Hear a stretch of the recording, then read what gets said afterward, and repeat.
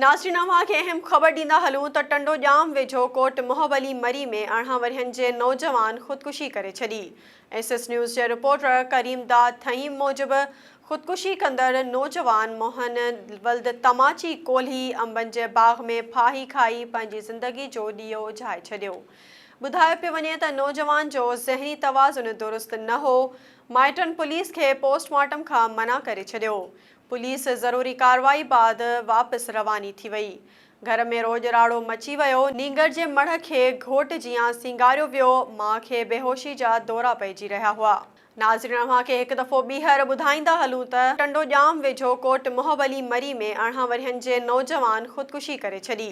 SS news जे reporter करीम दाद थहीम मूजिबि ख़ुदकुशी कंदड़ नौजवान मोहन वल्द तमाची कोल्ही अंबनि जे बाग़ में फाही खाई पंहिंजी ज़िंदगी जो ॾीओ उझाए छॾियो।